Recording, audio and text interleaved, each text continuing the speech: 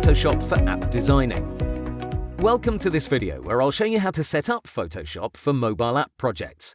The first thing I always do is activate the Move tool and check that both these features are turned off. Auto Select and Show Transform controls do more harm than good. I know some designers like to use them for various reasons, but for the sake of this course, please disable both, otherwise my hotkeys won't make any sense. The next thing I do is set up my workspace. The Layers panel should be on the right, and it should occupy either the entire height or 3/4 of it. Real estate is a big issue because app projects have literally thousands of layers.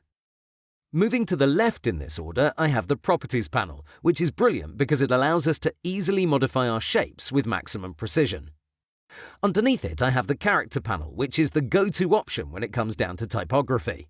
Again, I know some people like to hit T and make edits from the options bar, but I consider that choice inefficient for a whole lot of reasons I won't get into right now.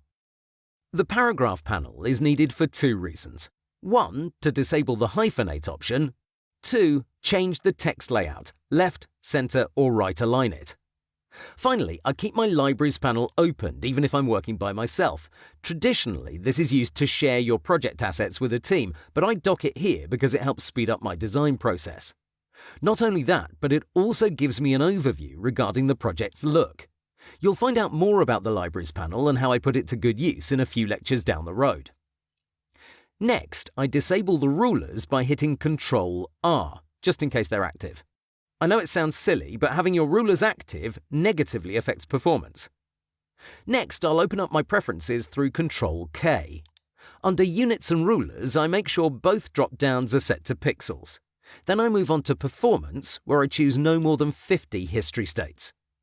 I also tap the Web/UI Design button to make sure the cache levels and tile size are correctly set. Finally, I'll check out my scratch disks. This is a top-to-bottom list, so the SSD or hard disk that has the most amount of free space should occupy the first position. In case you're under 50 gigabytes, I'd free up some before jumping into any project. You'd be surprised at how much space a big app design project can take up on your hard drive. You won't know it until you hit Ctrl-S and Photoshop says it's out of space and it can't save. That situation brings with it a big dose of instability, so the chances of losing your work are very high. Avoid it completely by freeing up space.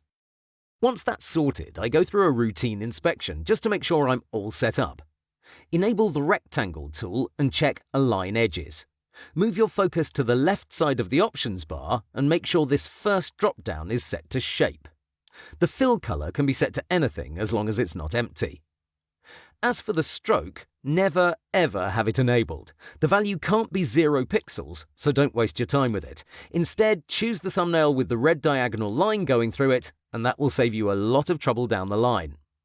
I know these may seem like weird things to check, but believe me, once we start a project, you don't want to deal with frustrating strokes or any weird Photoshop behavior due to incorrect settings.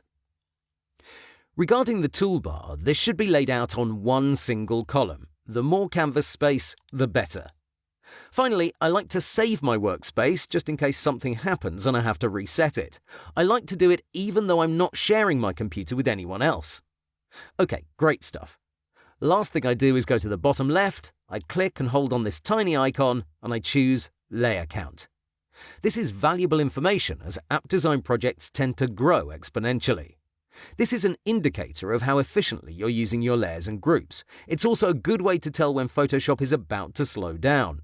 In my case, any project that has over 4,000 layers and 1,000 groups starts to stutter.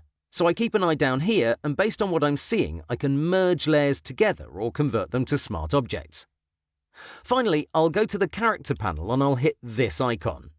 From this list, I'll choose Reset Character, which will throw away any settings from the previous project.